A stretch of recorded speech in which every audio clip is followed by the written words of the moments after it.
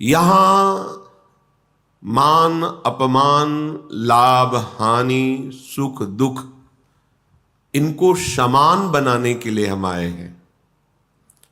हमें जो प्रियाजू ने यहां बुलाया है वो द्वंद्व विमुक्ता पद में स्थित करने के लिए बुलाया है।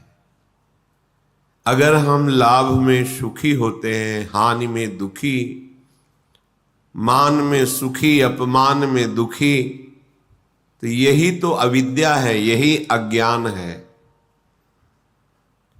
अगर इससे निवृत्त करने का अपने मन में दृढ़ निश्चय हम कर लें तो हमें प्रियाजू ने पूरा का पूरा संविधान परम पद में आरूढ़ करने वाला प्रदान कर दिया है। ये जो हमें संयोग मिला है ये महासुख के लिए है। बड़ी बड़ी सिद्धियां भी माया का नाटक ही हैं। एकमात्र सच्चिदानंद प्रभु में स्थित हो जाना ये महासुख स्वरूप है, यही परम विश्राम है। अविद्या के कारण हमें अनुभव में ये बात नहीं आती। जैसे धूल भरी आंधी हो तो वस्तु का सही दिखना असंभव हो जाता है, ऐसे काम क्रोध लोभ मोह मद मत्सर की ऐसी आंधी चल रही है अविद्या जनित कि हमें सही वस्तु का अनुभव करना बड़ा कठिन पड़ रहा है। यदि हम किसी विशाल पर्वत का सहारा ले ले तो आंधी से बच सकते हैं। आंधी हमारा नाश नहीं कर पाएगी। वो विशाल पर्वत की तरह भगवत प्रेमी महात्माओं के चरणों का आश्रय और उनके वचनों के अनुसार चलना, फिर ये कामादि दोषों की आंधी आपको उड़ा नहीं पाएगी, नष्ट नहीं कर पाएगी। श्रीपाद प्रबोधानंद जी महाराज कह रहे हैं कि यदि हमें वृंदावन आने को मिल गया, वृंदावन वासी का संग मिल गया, श्यामा श्याम की उपासना का परिचय मिल गया, ये बड़ी दुर्लभ बात है। तो परिहासे प्यन्या प्रिय कथन मूकोति बधिरहा परेशाम दोषानुश्रुति मनु बिलोकेन्ध नयनः शिलावन्निश्चेष्टः परवपुषि बाधा लव विधौ कदा वत्स्याम्यस्मिन् हरिदैत वृंदावन वने। यदि कृपा करके प्यारे जू ने मुझे वृंदावन बुला लिया, सत्संग सुनाया, सतमार्ग का परिचय मिला, अब हम अपने साथ धोखा नहीं करेंगे। कोई किसी के साथ धोखा नहीं करता। तुम समझते हो हमने दूसरे के साथ छल करके, कपट करके, चोरी करके, चतुराई से ऐसा कर लिया, दूसरे के साथ नहीं। वो अपने लिए तुम बीज बोए हो, तुम्ही को फसल काटनी पड़ेगी। बाद में तुम्हारे रोने चिल्लाने से कुछ नहीं होता, मिथ्या भगवान पर आरोप करने से कुछ नहीं होता। काल ही कर्म ही ईश्वर ही मिथ्या दोष लगाए। अभी तो बड़े बुद्धिमान बनते हो, अपनी बुद्धि का प्रयोग दूसरों के धन अपहरण में, दूसरों के सुखों का नाश करने में, छल कपट में, माइक वृत्तियों में, और जब इसका परिणाम आता है तब आप ईश्वर को दोष देते हैं, तब किसी दूसरे को दोष दे। हम तो बड़े सुखी होते यदि हमारा अमुक ऐसा न कर देता। तो कोई अमुक नहीं है, वो तुम्हारा कर्म ही है, दूसरा कोई नहीं। इसलिए यदि दैत प्यारे जू कृपा करके वृंदावन का एक बार भी दर्शन, सत्संग, प्रिया प्रीतम की रसमय उपासना का परिचय तो अब अपने साथ धोखा मत करो।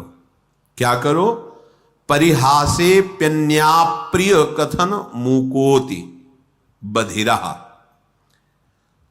तुम परिहास में भी किसी का अमंगल करने की सोच बंद कर दो, तुम्हारा कभी अमंगल नहीं होगा। दूसरों का तुम अहित करते हो, दुख देते हो, और तुम सुखी होना चाहते हो, असंभव। ये अज्ञान की वृत्ति हटा दो।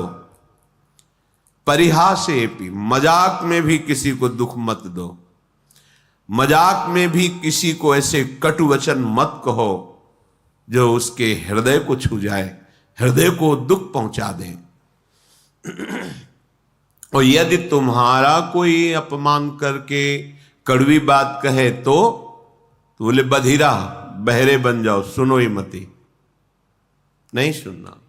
जैसे कोई पागल आदमी हमें गाली दे, अपनी कुचेष्टाएं हमारे ऊपर करे, तो हमें ये रहता है पागल है। ऐसे ही त्रिगुणात्मिका माया के द्वारा जिनके ज्ञान का अपहरण कर लिया गया है, सतमार्ग के पथिक की वो अवहेलना करें, निंदा करें, दोष दृष्टि करके, दोष निकाल करके उनको प्रकाशित करें, वर्णन करें, कोई फर्क नहीं पड़ना चाहिए, क्योंकि वो बेचारे पागल हैं। त्रिगुणात्मिका माया अविद्या के द्वारा उनकी बुद्धि मलिन कर दी गई है। इसलिए भगवत मार्ग के उपासक को जब कोई निंदा करे, गाली दे, कटुवचन बोले, तो बधिरा, बहरे की तरह हो जाना चाहिए, हमें सुनाई ही नहीं दिया, ऐसी उपेक्षा कर देनी चाहिए। पर हमारे द्वारा परिहासे प्यन्या अप्रिय कथन, हंसी मजाक में भी किसी का अप्रिय वाणी से अपमान नहीं करना, किसी की चुगली नहीं करना, किसी की निंदा नहीं करना। हमारी कोई करे तो बहरा बन जाना, सुनना ही नहीं। पूज्यपाद शिवड़िया बाबा जी महाराज कहते हैं, जब तुम्हारी भाषा में तुम्हारे को कोई अपमानित करे, निंदा करे, तुम ऐसे सुन के निकल जाओ जैसे विदेशी भाषा में जिसका आपको ज्ञान न हो, और वो फिर आपको कटुवचन अपशब्द कहे, तो आप ऐसे सहज में निकल जाए। आपको पता नहीं क्या बोल रहा है। जब पता हो क्या बोल रहा है फिर भी हमारे अंदर कोई फर्क ना पड़े, तो समझो हम उपासक हैं अध्यात्म मार्ग के। परेशान दोषानुश्रुतिमनु विलोकेंध नयन। जब दूसरे के कोई ऐसे हमें दोष दिखाई देने लगे कि देखो ये तो वृंदावन में आके ऐसा कर रहा है, ये तो ऐसा कर रहा है, या कहीं भी, तो समझना चाहिए हमारे पतन का समय आ गया है। पहचान है ये। परदोष दर्शन, परदोष वर्णन, परदोष श्रवण, ये परमार्थ में पर्दा डाल देते हैं, पता ही नहीं चलेगा अध्यात्म किसे कहते हैं। ध्यान से सुन लीजिए, साधन चल रहा है पर ये असाधन होता है, इसीलिए भगवदानंद की अनुभूति नहीं होती। परदोष दर्शन, परदोष कथन, परदोष श्रवण, ये तुम्हारे परमार्थ का अपहरण कर लेंगे। इसलिए परेशान दोषानुश्रुतिमनु विलोकेंध नयनः, दूसरे के दोष ना तो आंखों से देखने हैं, ना श्रवणेंद्री से सुनने हैं, ना वाणी से कहने हैं। यदि ऐसा करोगे तो तुम्हारा भगवत मार्ग रुक जाएगा। भजन करने से जो भगवदानंद की अनुभूति होती है वो ऐसे उपासक को बिल्कुल नहीं अनुभूति होने देगा। ये बात छिद्रान्वेषण जिसे कहते हैं, परदोष दर्शन, पर चर्चा, दूसरे के दोषों का कथन, पर दोष श्रवण, दूसरे की निंदा को सुनना। हम भगवत मार्ग के पथिक हैं, हमें बिल्कुल सावधान रहना है। ये बात जहां होने लगे, जो व्यक्ति करने लगे, जोर से बोलो राधा राधा और चल दो, उससे तुम्हारा मंगल नहीं होने वाला। उस व्यक्ति से जो परदोष दर्शन करता है, परदोष वर्णन करता है, परदोष श्रवण करता है। श्रीपाद कह रहे हैं शीलावन्निश्चेष्टः परवपुषी बाधा लव विधौ।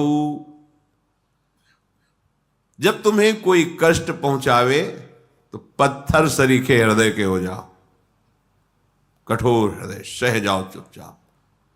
जैसे पत्थर में चोट पहुंचावे तो कोई फर्क नहीं पड़ता, ऐसे ही तुम्हारे ऊपर कोई फर्क नहीं पड़ना चाहिए।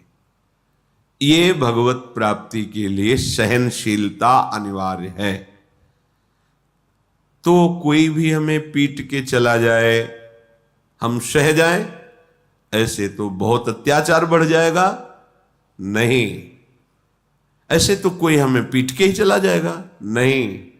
तुम्हारे समीप भगवद आश्रित हो, भगवान का रक्षा कवच लगा हुआ है। करो सदा तिनके रखवारी, जिम बालक राखे महतारी। आपको पुष्ट करने के लिए, परमार्थ का सूरवीर योद्धा बनाने के लिए भगवान थोड़ी छूट दे दें, भले किसी को अपमानित करो इसे, देखो कैसा लगता है इसको। अपमानित किया, वो बहुत दुखी हुआ, रो दिया प्रभु से, फिर प्रभु किसी न किसी रूप में शास्त्र संतजन गुरुजनों से समझाएंगे ये तुम्हारी स्थिति ठीक नहीं है, सहना सीखो। जब ये द्वंद्वों को सह जाओगे तब महाप्रेम को सहने की सामर्थ्य आएगी। तुम द्वंद्वों में विचलित हो रहे हो, कोई अपमानित कर दिया, गाली दे दिया, तुम रो पड़े, फिर महाप्रेम को कैसे सहोगे? वो प्रभु तुम्हें समर्थ बनाने के लिए भले किसी को प्रेरणा कर दे, अन्यथा कोई ऐसा पैदा नहीं हुआ कि भक्त का बाल बांका कर सके। वो हाथ उसी समय नष्ट हो जाएगा जिस समय भगवान के जन की तरफ वो अन्य भाव से हाथ उठाएगा। अपमान भावना से राम रोष पावक सो जरई, जो अपराध भक्त कर करे। हमें चाहिए सहनशीलता। अगर कोई हमें कटुवचन कह रहा है, कोई पीड़ा पहुंचा रहा है, चुपचाप सह जाओ। ये भगवान आपको मजबूत करना चाहते हैं, प्रेम मार्ग का शूरवीर योद्धा बनाना चाहते हैं। तुम्हारे हृदय में ऐसी सामर्थ्य दे, सच्ची मानिए। नहीं तो बड़े बड़े महापुरुषों को इतनी सामर्थ्य है उनमें, भगवान अधीन है और उनको भी कोई पीट दे, कष्ट दे दे, ये खुद विधान बनाते हैं। श्री माधवदास बाबा जी समुद्र के किनारे पर्णकुटी में दरवाजे की तरफ पीठ करके, कुटिया की तरफ मुख करके कि कोई भजन में विक्षेप ना पहुंचाए, ऐसे बैठते थे। छोटी सी झोपड़ी थी, तो दरवाजे की तरफ पीठ है और पीछे की तरफ ऐसे मुख किए, निरंतर भजन में 2-2, 3-3 दिन हो जाते, भोजन के लिए भी नहीं जाते। श्री भगवान करुणा करके स्वयं जगन्नाथ जी अपने भोग की थाल लेकर आए। बाबा, ये जगन्नाथ जी का प्रसाद है, प्रभु ने भेजा है, पालो। हाँ, रख दो, हमारा भजन पूरा होगा, हम उठेंगे, प्रसाद पालेंगे, थाल यहीं धो के रख देंगे, तुम ले जाना। अच्छा बाबा, रख के चले गए। समय हुआ भजन पूरा, तो देखा है तो स्वर्ण की थाल, भगवत प्रसाद, आनंदित होकर पाया और समुद्र में मार्जन करके थाल रख दी। अब वहां थाल गायब हो गई भोग की। किसी ने बताया, हमने देखा समुद्र किनारे पर्णकुटी में वो थाल धुली हुई रखी, माधवदास बाबा क्या। भगवत पार्षद जन आए, तुमने थाल चुराई, पिटाई की? कुछ नहीं बोले। जब भगवान ने भोग प्रसाद दिया तो जैसे उसमें आनंद, ऐसे भगवान के पार्षद धक्का मुक्की करके पिटाई करे, उसमें आनंद। किसने के? उनको ये समझ नहीं है कि ऐसे एकांतिक गर्भगृह से भोग की थाल भला बाबा के, और अगर ले जाते तो सब बाहर ही तो बैठे थे ध्यानस्थ कि भगवान भोग आरोग रहे, पार्षद बैठे हुए चिंतन कर रहे। पर वहां प्रभु पिटाई करवाना चाहते थे। नहीं, किसी की ताकत है कोई छू ले भक्त को, क्यों करवाना चाहते? अपने भक्त को मान रहित, देह भाव रहित, हृदय में ऐसा महान पुष्ट भगवत प्रसाद पा रहे हैं, भगवत पार्षदों से पिटाई, दोनों समान। इसीलिए भक्तजनों के साथ कभी कभी ऐसे बर्ताव हो जाते हैं तो उनको ये नहीं सोचना चाहिए कि कहां गए भगवान, रक्षा क्यों नहीं की। वो चाह रहे हैं तुम इतने सहनशील बनो, तुम इतने महान हृदय वाले बनो। हमें तो पीड़ा हो रही है और हम महान हृदय वाले बने, हमारा तो अपमान करा दिया, फिर तुम शरणागत किसके हुए, समर्पण तुम्हारा किसका हुआ। ये शरीर जड़ है, इसी में तदात्म होने के कारण दुख सुख का, जन्म मृत्यु का ये महान बंधन प्राप्त हुआ है। भगवान कृपा करके इसी तदात्म को मिटाते हैं। वो अभी अविद्या का प्रभाव, इसलिए बात समझ में नहीं आएगी। जैसे सांप की केचुल में कितनी भी पीड़ा दो, सांप को कोई पीड़ा नहीं होती, केचुल अलग है, वो अलग है। ऐसे ही आत्म तत्व में ना तो किसी दिव्यास्त्र का, न किसी अग्नि आदि का प्रभाव होता है, क्योंकि वो दिव्य स्वरूप है। नैनम छिन्नन्ति शस्त्राणि नैनम दहति पावकः न चैनम क्लेदयन्त्यापो न शोषयति मारुतः। ये हमारा स्वरूप है। हम अपने स्वरूप को भूलकर जो देह भाव में मान अपमान, सुख दुख, लाभ हानि, जन्म मृत्यु को प्राप्त हो रहे हैं, उपासक को इसी ममता, इसी आसक्ति से हटाकर प्रभु समता में, स्वरूप में स्थित करते हैं। वो जगत गुरु हैं, वो सर्व रूप में हैं, वो काहे को हमें कष्ट देंगे, हमारा माना हुआ भ्रम नष्ट करते हैं। सच्ची मानिए तो श्रीपाद कह रहे शिलावन निश्चेष्ट पर वपुष बाल लव विधो। जैसे किसी पत्थर पे चोट पहुंचाए तो कोई फर्क नहीं पड़ता, ऐसे ही उपासक को होना चाहिए। श्री अनंग बोधाश्रम स्वामी जी महाराज फतेहपुर जिला में अश्विनी घाट गंगा किनारे बड़े महापुरुष थे। जब से गुरु जी ने संन्यास दिया था, गंगा जी की रेती के सिवा कभी ऊपर नहीं चढ़ते थे। जहां संन्यास दिया था बस वहीं, वैसे ही दिगंबर जैसे संन्यास दिया गया था, निर्वस्त्र संन्यास दिया जाता है।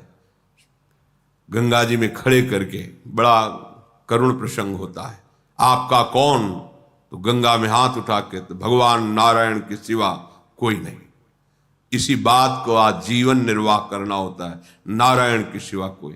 फिर वो व्यवहार रक्षा के लिए लंगोटी और अचला आदि देते हैं। उन्होंने मना कर दिया, गुरुजी जब एक बार उतार दिया अब दोबारा जीवन में नहीं धारण करेंगे। दिगंबर ऐसे वो भी कभी कभी, जैसे एक वकील साहब थे, उनके यहाँ रोटी बटती थी गरीबों को सुबह, कभी कभी लाइन में खड़े हो जाते थे, प्रच्छन्न वेश, जटाएं, नंग धड़ंग। अब 30 किलोमीटर चल करके गए। अब वहां नौकर लोग थोड़ी पहचानते थे कि इस उच्च कोटि के ज्ञान संपन्न महापुरुष, जिनको धर्म सम्राट करपात्र जी भी साक्षात ब्रह्म अनुभव करते हुए साष्टांग दंडवत करते थे, बेलाइन में ऐसे घुस जाते, वो धक्का मारते, फिर और जगह से घुसते, 2-3 थप्पड़ मारते, पागल है, लाइन में पीछे खड़ा हो, 2-4 बार ऐसे पिटते, जानबूझ के चेष्टा करते। जो बांटने वाले मालिक थे, बंटवाने वाले, वो एक दिन आए, उन्होंने देखा, अरे स्वामी जी गए साष्टांग दंडवत के। अरे स्वामी जी आप, अरे बोले तुम जाओ, हमारा काम मत बिगाड़ो, चलो तुम अपना काम करो। उनको डांट दिया। हम नौकरों के होश उड़ गए कि अगर स्वामी जी ने कह दिया तो हमारा तो क्या होगा। जिनको मालिक साष्टांग दंडवत करा उनको हमने पीटा, ऐसा मुस्कुराए चले गए। प्रभुदत्त ब्रह्मचारी जी ने पूछा, भगवान आप ऐसी लीला क्यों करते हैं? तो उनका कभी कभी देखा जाता है अपने मन को कि अब कैसा लगता है।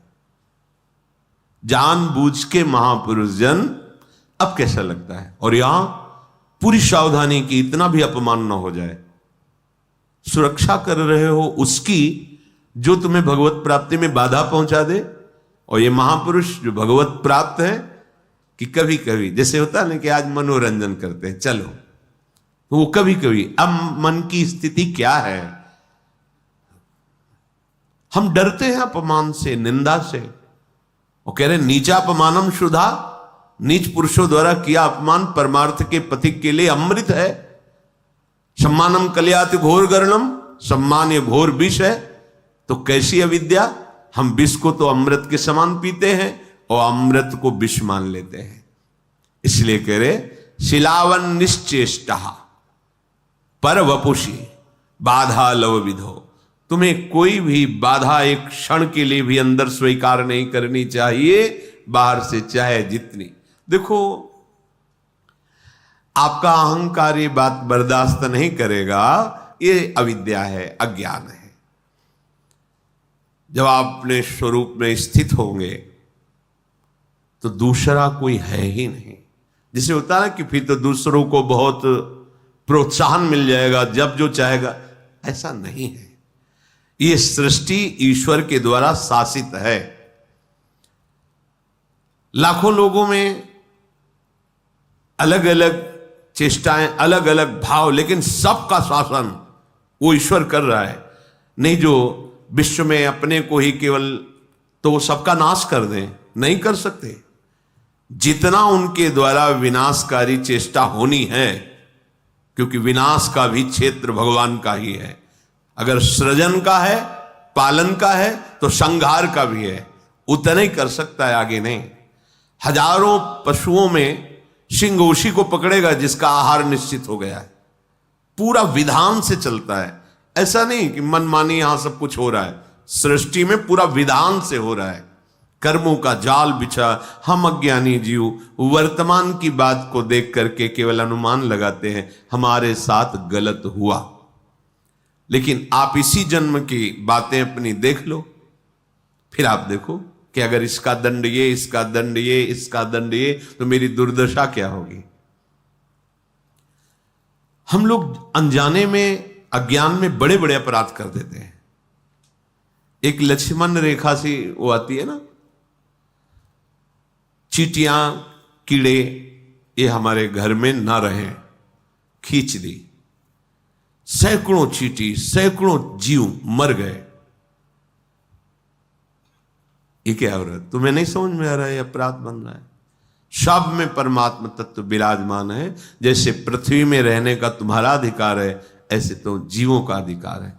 छिप के लिए मार डालो, निकाल के बाहर फेंको, मार डाला, कुचल डाला ईंट से, ये क्या है?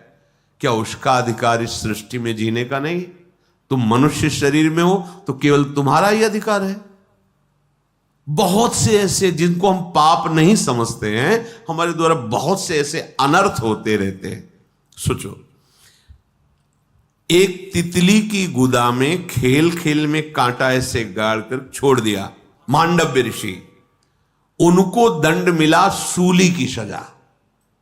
और जैसे छोड़ दिया तो वैसे सूली निकली नहीं, काटी गई। महाभारत में स्पष्ट भगवान व्यास देव जी ने लिखा है। आप कितने जीवों की हत्या करते हैं, आपको दर्द होता है?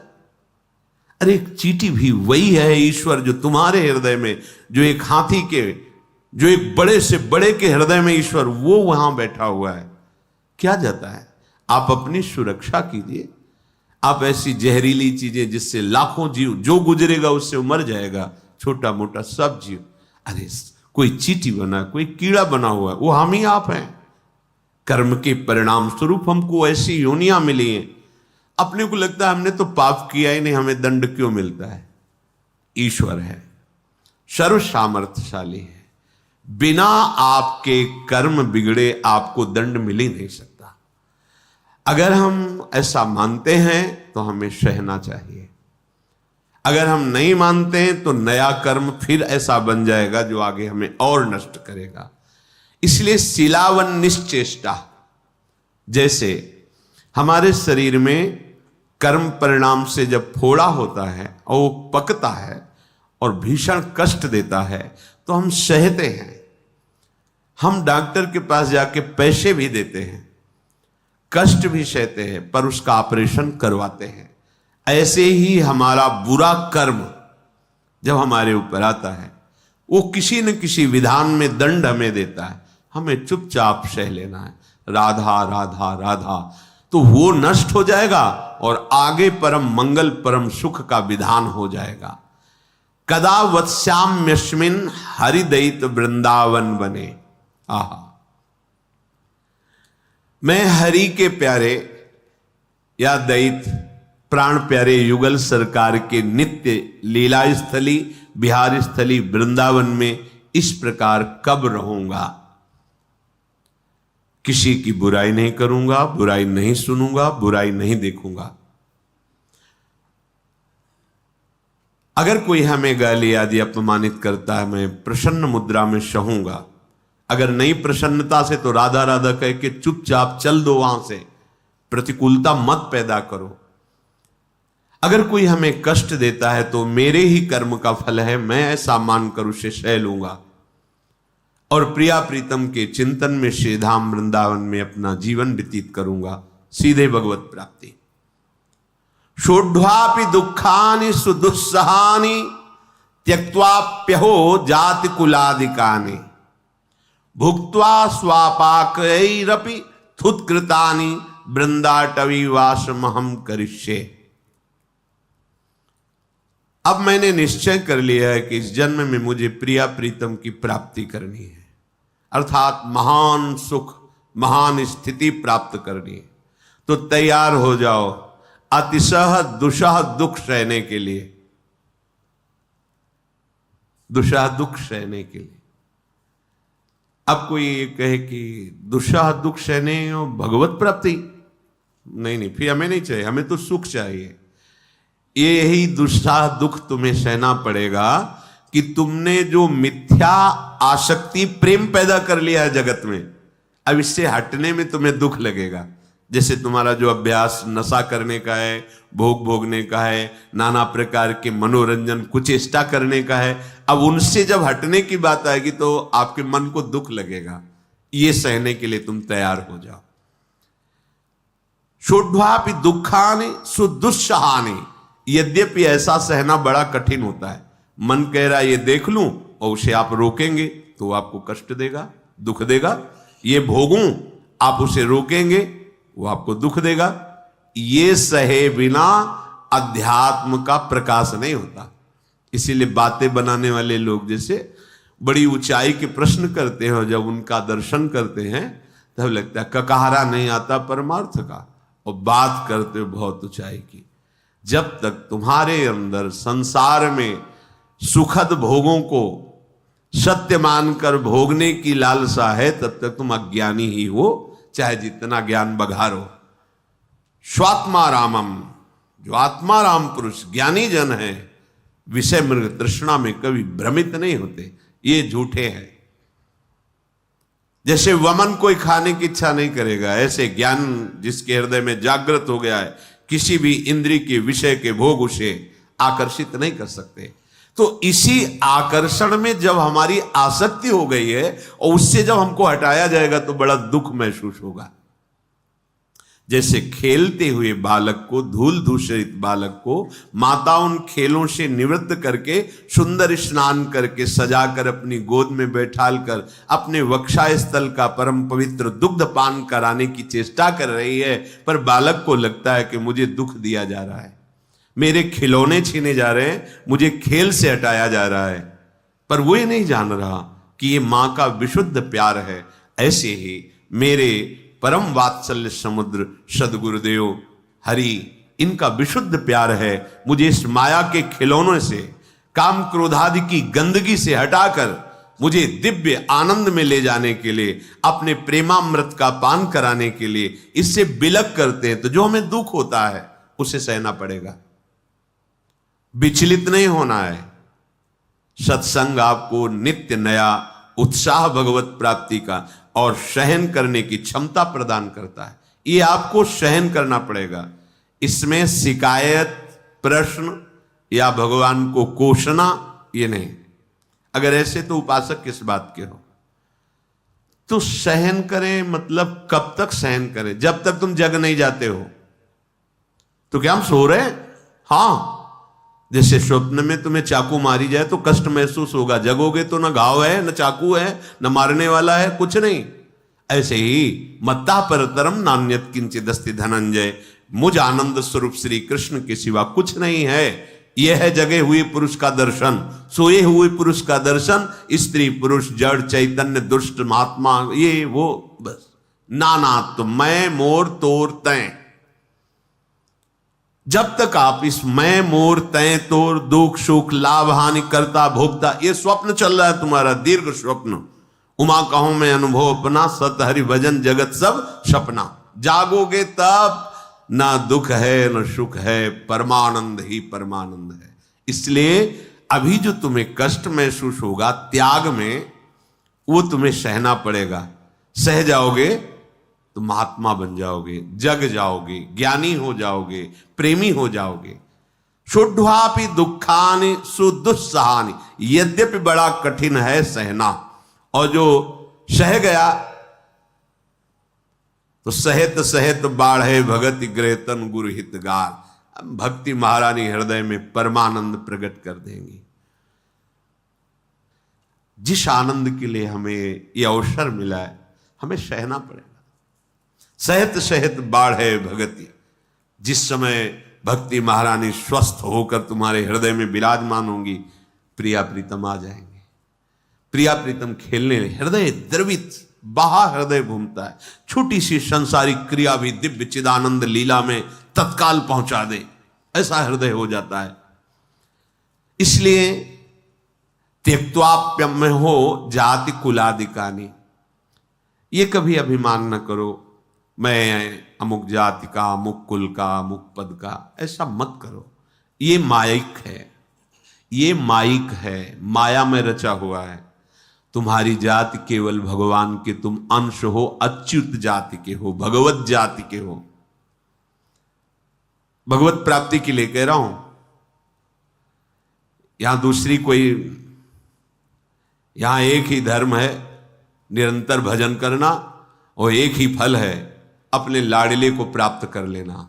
बस तुम कौन हो, कहां के हो, कैसे हो, इन प्रश्नों का कोई भी महत्व यहां नहीं है।